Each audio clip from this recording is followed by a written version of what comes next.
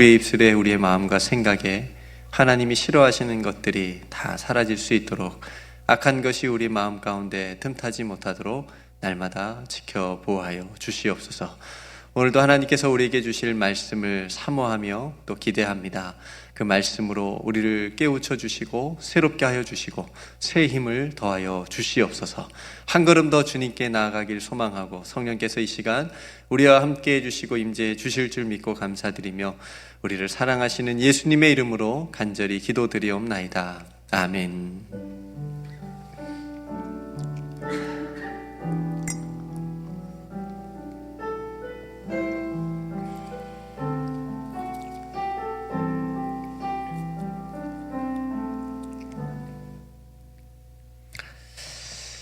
우리 같이 하나님의 말씀 보겠습니다. 신약성경 마태복음 제3장입니다.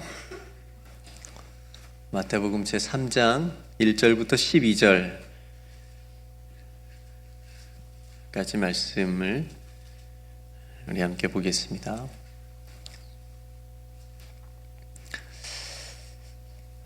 복음서 마태복음 제3장 1절부터 12절 말씀입니다. 우리 다 찾았으면 저와 여러분들이 한 절씩 교독하겠습니다. 그때에 세례 요한이 이르러 유대 광야에서 전파하여 말하되 그는 선지자 이사야를 통하여 말씀하신 자라 일렀으되 광야에 외치는 자의 소리가 있어 이르되 너희는 주의 길을 준비하라 그가 오실 길을 곧게 하라 하였느니라.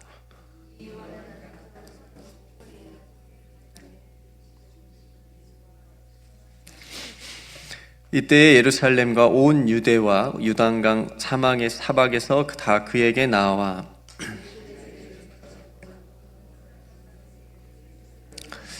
요한이 많은 바리새인들과 사두개인들이 세례 베푸는 대로 오는 것을 보고 이르되 독사의 자식들아 누가 너희를 가리켜 임박한 진노를 피하라 하더냐. 속으로 아브라함이 우리 조상이라고 생각하지 말라. 내가 너희에게 이르노니 하나님이 능히 이 돌들로도 아브라함의 자손이 되게 하시리라.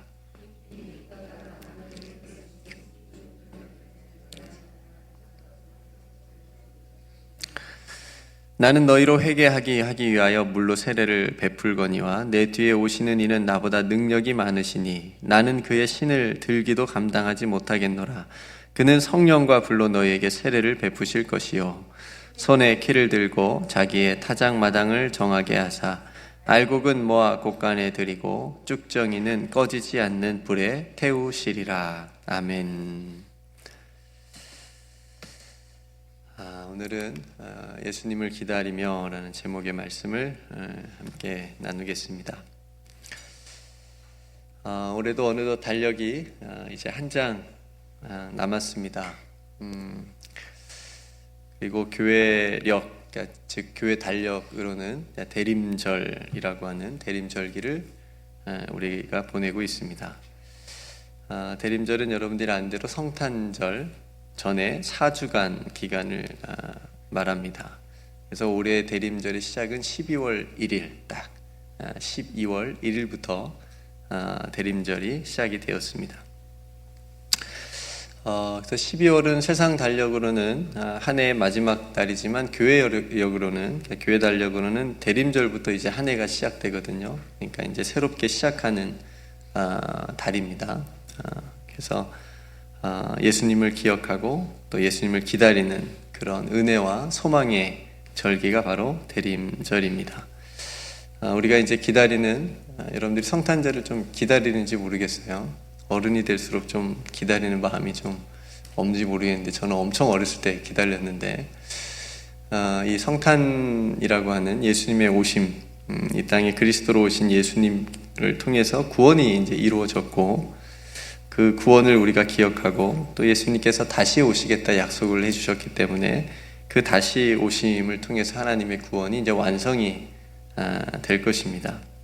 그러니까 이렇게 대림절은 예수님께서 이 땅에 오신 것을 기억하고 또 그 은혜를 우리가 다시 한번 마음에 새기고 다시 오실 예수님을 우리가 소망 가운데 기다리는 그런 시간입니다. 굉장히 중요한 시간인 거지요. 그래서 신앙적으로도 이때를 새롭게 우리를 마음을 새롭게 할 수 있는 그런 우리의 시간을 가질 수 있는 거죠. 여러분들의 성탄의 기억은 혹시 어떤 기억들이 있는지 모르겠습니다. 아마 어렸을 때부터 교회 생활을 하신 분들은 교회 생활 가운데 아마 성탄절의 기억이 가장 많이 있지 않을까 싶습니다. 성탄 트리, 우리도 성탄 트리를 이렇게 만들어 놓았는데, 그리고 요즘엔 잘 하지 않지만 새벽송을 굉장히 또 어렸을 때 돌았고요. 성탄 발표회 때 우리 아이들도 올해도 준비하는데 성탄 발표회 연극을 또 준비하는 그런 기억들, 저도 주일학교 때 뚜렷하게 기억합니다. 연극을 했었는데 동방박사 2 아니면 3 했던 것 같아요. 그래서 아기 예수님께 예물을 그냥 이겁니다 뭐 이렇게 하면서 그렇게 드렸던 기억이, 수줍게 연기했던 기억이 아직도 생생합니다. 그러니까 이런 기억이 굉장히 중요하다고 하는 거지요. 기억이 중요합니다. 어떤 기억은 우리를 절망하게 하기도 하는데, 어떤 기억은 우리에게 다시 힘을 주고 또 우리에게 희망을 주는 기억들이 있습니다. 그래서 그 기억들을 다시 뚜렷하게 해주는 것이, 확실하게 해주는 것이, 여행 가면 뭘 많이 찍으라 그러죠. 남는 건 사진밖에 없다. 저는 이 말이, 저도 별로 사진을 그렇게 많이 찍진 않는데 생각해 보니까 그 사진을 통해서 다시 그때 기억을 되살릴 수 있으니까 정말 남는 게 이게 사진으로 기억을 다시 되살릴 수 있구나라는 생각을 해봤습니다. 제 어머니와 제가 지난 한 달 조금 넘는 시간을 함께 지낼 수 있었습니다. 그동안 떨어져 지내서 못 나눈 이야기들을 이제 직접 얼굴을 보면서 함께 나눌 수 있는 그런 시간들이 있어서 감사했는데, 어머니와 함께 얘기를 나누는데 옛날에 이제 살았던 이제 이야기들을, 기억들을 떠올리면서 이제 이야기를 많이 했습니다. 물론 힘들었던 시절의 이야기도 있었지만, 그 안에서 대부분은 함께 즐겁고 행복했던 그런 시간들, 그런 기억들을 꺼내서 나누었습니다. 그래서 그런 기억들을 통해서 하나님께서 우리 가정을 여기까지 인도해 주시고, 정말 그 베풀어 주신 은혜가 이제 서로에게 도전이 되고 감동이 돼서 또 서로에게 힘이 이렇게 줄 수 있는, 또 행복을 주고받을 수 있는 그런 시간이 되었습니다. 그래서 그때 그 힘들었던 때도 이렇게 잘 극복하고 이겨냈는데, 뭐 이까짓 건 아무것도 아니다, 뭐 이제 서로 그렇게 건면하면서 그런 시간을 보냈습니다. 여러분들도 여러분들에게 힘을 이렇게 줄 수 있는 그런 기억들을 한번 떠올려 보십시오. 그냥 힘든 기억들이 많이 뭐 인생에 있을 수도 있겠지만, 그 가운데서도 하나님께서 이기게 하시고, 그 가운데서도 하나님께서 인도하여 주시고, 그 어려움 속에서도 하나님께서 극복하게 해주신 그런 은혜들이 있잖아요. 그런 은혜들을 우리가 기억하는 것이 중요합니다. 아마 우리가 우리 기억 속에 힘든 시간들만 기억할 수 있다면 못 살 거예요. 그죠? 아마 남편 못 볼 것 같아요. 아내도 못 볼 것 같아. 그죠? 나를 힘들게 하는 것만 떠오르게 한다면, 그런 기억들만 있다면 정말 힘들 것 같아요. 못 버틸 것 같아요. 근데 우리의 기억은 다행히 그렇지 않잖아요. 우리가 선택할 수 있습니다. 하나님께서 나에게 주신 그런 좋은 은혜의 기억들을 우리가 떠올리는 게 그래서 굉장히 중요하지요.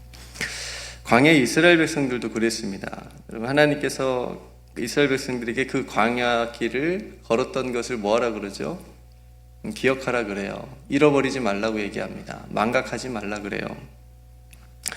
여러분 생각해 보십시오. 이스라엘 백성들의 그 광야가 힘들었잖아요. 눈에 보이는 대로 생각하면 먹을 것도 별로 없었고, 뭐 입을 것도 그렇게 변변치 않고, 자는 것도 불편하고, 얼마나 힘들었던 시간이고 또 그런 장소였습니까? 그러니까 원망과 불평이 가득했지요. 그런 가득한 곳을 하나님께서 먹여주시고, 하나님께서 입혀주시고, 하나님께서 인도해 주시고 지켜주시고, 그러니까 하나님께서 행해 주신 그 은혜들을 기억하라고 하는 거죠. 그냥 거기서 단순하게 광야라고 하는 그 곳에서 살았던 그 단순한 것을 기억하는 게 아니라, 내가 너희들에게 어떻게 했는지를 그걸 기억하라고 하는 거죠. 그 광야에서 너희들이 광야길을 걸었던 것을 기억하라. 내가 너에게 행했던 그 하나 나의 역사와 나의 인도를 너희들이 기억했으면 좋겠다. 그런 의미인 거죠. 그러니까 여러분, 우리들의 삶도 광야잖아요. 그죠? 그러니까 우리가 걸어가는 길이 쉽지만은 않습니다. 이 광야의 삶 속에서 하나님께서 인도하신 그 은혜들을 발견하고 기억하는 것이 우리의 신앙에서 굉장히 중요합니다. 왜냐하면 그 기억이 나를 다시 세울 수 있고, 나를 다시 일으켜 세워줄 수 있고, 나를 새롭게 할 수 있기 때문에 굉장히 중요한, 우리 신앙에서도 중요하죠. 복음서에 보면 예수님께서 제자들과 유월절 만찬을 나눕니다. 우리는 이제 성만찬이라고 부릅니다. 예수님께서 그 만찬을 준비하시면서 제자들에게 비로소 자신의 죽음의 의미를 가르쳐 주세요. 그리고 뭐라고 얘기하죠? 이 일을 기억하라고 얘기합니다. 그렇죠? 기념하라고 말씀합니다. 뭘 바라셨을까요? 그러니까 눈에 보이는 것은, 예수님이 가르쳐 주시는 것은 예수님의 죽음이에요.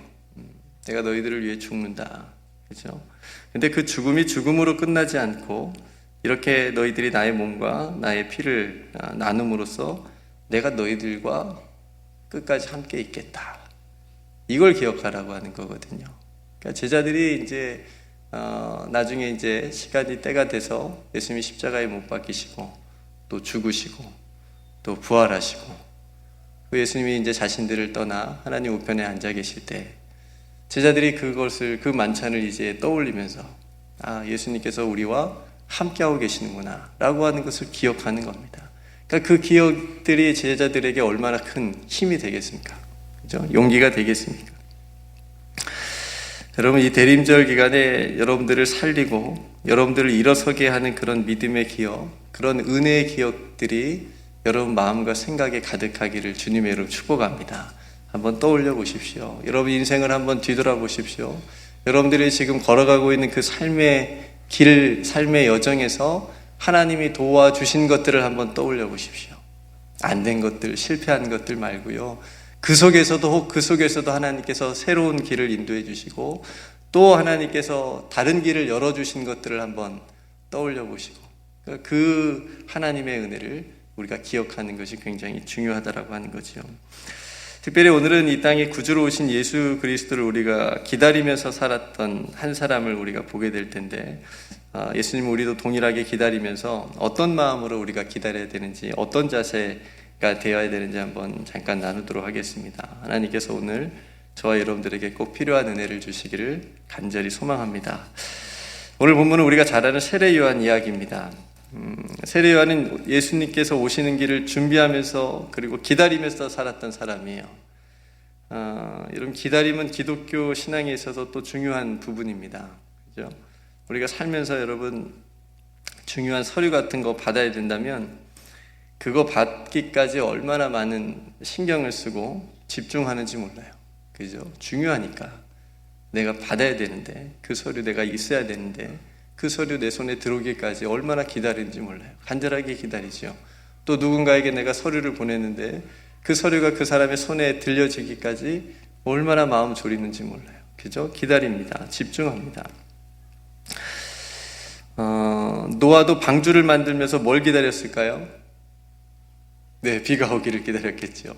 사람들은 막 조롱해요. 지금 날씨가 이런데, 이렇게 좋은데 무슨 방주를 짓냐. 얼마나 조롱받았겠어요. 그 오랜 시간 동안. 그러니까 방주 지으면서 하나님의 약속을 기다리면서 하늘을 보면서 비를 기다리겠지요. 그렇죠? 얼마나 오랜 시간 기다렸겠어요. 아브라함도 아들 이삭을 번제물로 바치러 갈 때에, 그렇죠? 마음 가운데 여호와 일의 하나님을 만나고, 그 하나님께서 또 다른 번제물을 자신에게 이 아들 대신에 줄 것을 저는 기다렸을 거라고 생각이 되어져요. 예수님도 기도하는 제자들에게 사도행전에서 아버지의 약속하신 것을 기다리라고 말씀하십니다. 성령을 기다리라고 하는 거죠. 너희들이 기도하고 기다리면 아버지의 약속하신 성령이 너에게 임할 것이다. 기다리는 겁니다.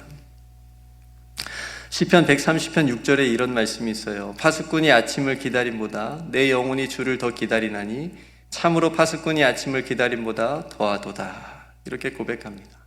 여러분, 우리는 무엇을 기다리며 살까요?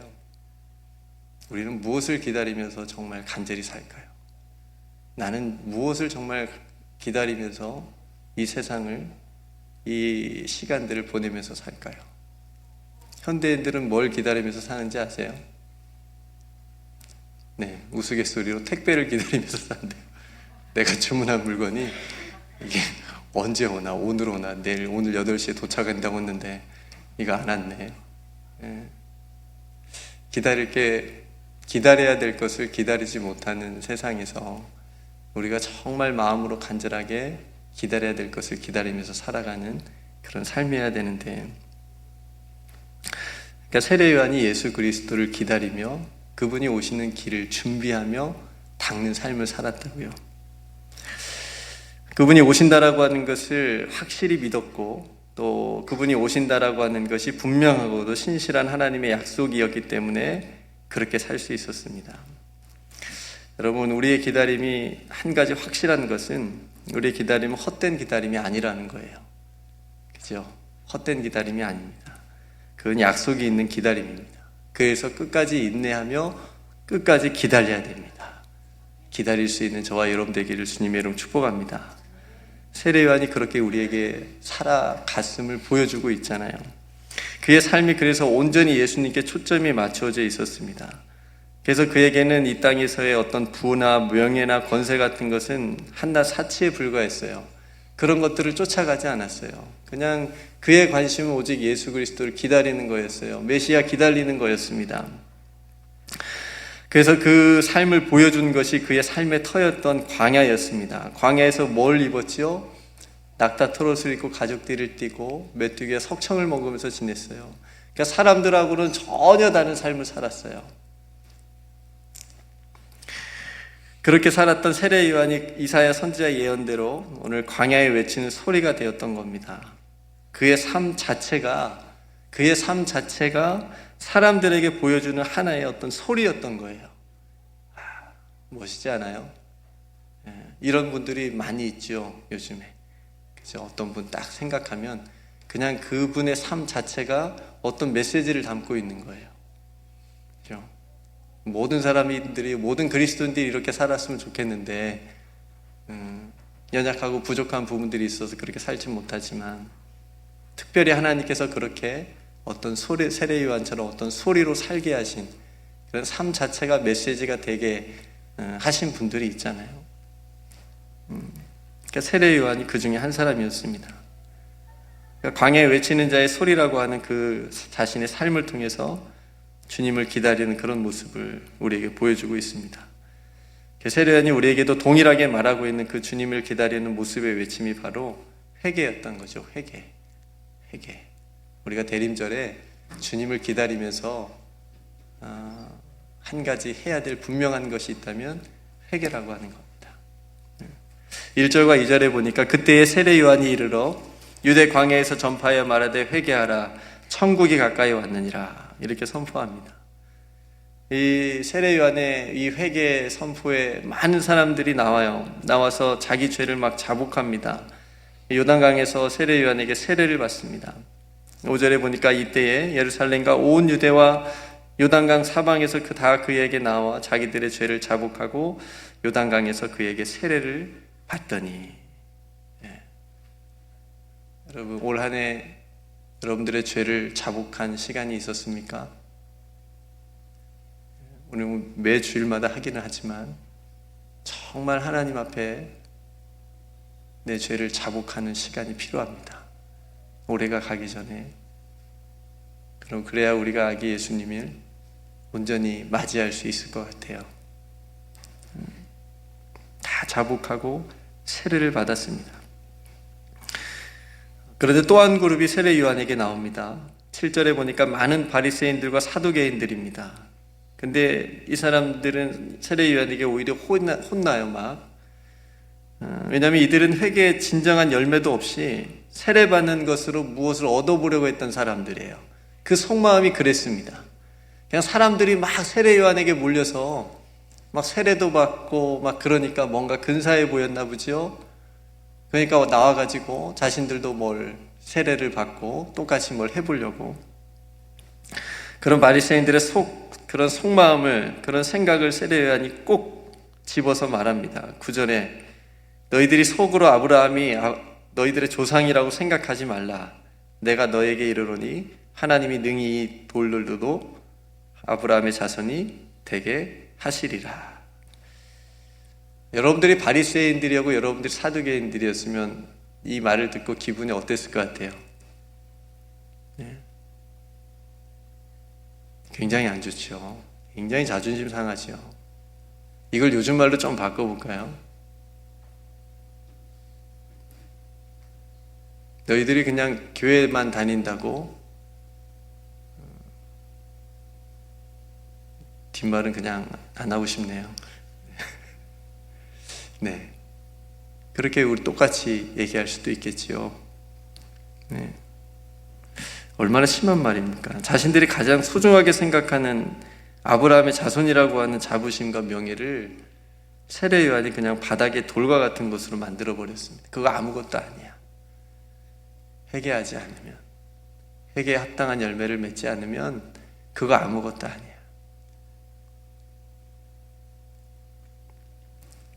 그러니까 그 정도로 이들이 메시아를, 예수님을 기다릴 준비가 되어 있지 않았던 겁니다. 그냥 아예 받아들일 준비가 안 됐던 거죠. 여러분, 그러니 하나님 앞에 참으로 회개하지 않고 그 회개에 합당한 열매가 없는 것이 얼마나 위험한 신앙인지를 보여주는 거예요. 그냥 지나가는 거예요.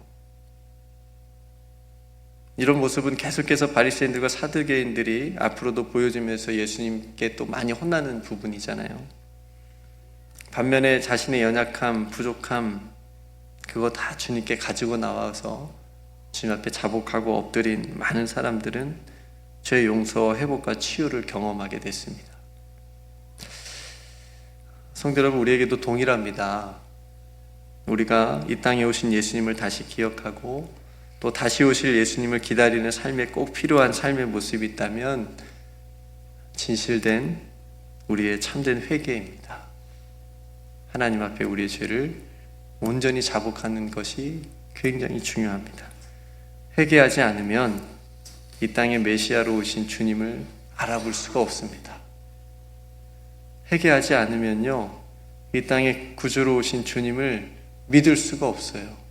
받아들일 수가 없습니다. 그래서 회개에 합당한 열매를 맺어야 됩니다. 다른 열매보다 이 열매가 이 대림절에 꼭 필요합니다. 왜냐하면 우리는 불에 던져질 나무가 아니라 예수 그리스도라고 하는 나무에 꼭 붙어있는 가지이기 때문에 그렇습니다. 성도 여러분, 동방박사들이 3가지 예물을 가지고 아기 예수님께 나와 드렸습니다. 저와 여러분들은 다시 맞이하는 아기 예수님의 성탄에 우리가 드릴 회개에 합당한 열매들이 많기를 간절히 소망합니다. 다 자복하고 예수님께 나왔으면 좋겠습니다. 그리고 세례 요한처럼 낮은 마음과 겸손함으로 주님께 드릴 때 주님께서 우리를 다시 성령과 불로 세례를 베풀어 주셔서 저와 여러분들이 이 대림절 기간에 새롭게 해 주실 줄로 믿습니다. 이 은혜를 사모하시기를 간절히 소망합니다. 이 은혜가 이 대림절 기간 동안 저와 여러분들의 삶에 가득하기를 주님의 이름으로 축복합니다. 기도하겠습니다. 은혜로우신 아버지 하나님, 하나님의 은혜로 여기까지 왔습니다. 올 한 해도 여기까지 걸어올 수 있었습니다. 하나님의 은혜가 없었다면 너무나도 힘들었을 그 시간들, 하나님께서 붙들어 주셨고 인도해 주셔서 주님께서 오신 이 성탄의 대림절 기간에 다시 주님을 맞이할 수 있는 은혜를 입었습니다. 아버지 하나님, 그 전에 저희들이 한 가지 준비하기를 원합니다. 다시 주님 앞에 우리의 모든 죄를 자복하고 회개에 합당한 열매를 맺는 그런 삶으로 주님 앞에 나올 수 있도록 은총을 베풀어 주시옵소서. 아버지 하나님께서 저희들의 모든 것을 다 아십니다. 주님 앞에 설 때 부끄러운 모습들 뿐이지만 그 모습마저도 주님께서 긍휼히 여겨주셔서 품어주시고 보살펴주시고 다시 깨끗게 하여 주시옵소서. 그래서 우리에게 오신 아기 예수님을 우리가 맞이할 때 정말 기쁘다 구주 오셨네 찬양할 수 있게 해주시옵시고, 다시 오시겠다 약속하신 그 주님을 맞이할 때 우리가 기쁨으로 소망으로 기다릴 수 있는 우리의 모든 삶이 되게 하여 주시옵소서. 우리 아버지 하나님께서 우리를 사랑하여 주셔서 앞으로도 우리의 모든 삶 가운데 동행하여 주시고 또 우리를 다시 일으켜 세워 주실 그 놀라운 은혜의 기억들을 우리 마음 가운데, 우리의 생각 가운데 심어주시고 생각나게 해 주실 줄로 믿습니다. 아버지 하나님의 은혜를 붙잡고 다시 힘있게 살아갈 수 있는 올 남을 한 달이 될 수 있도록, 이 대림절이 될 수 있도록 축복하여 주시옵소서. 모든 은혜 하나님께 감사드리며 사랑이 많으신 예수님의 이름으로 간절히 기도드리옵나이다. 아멘.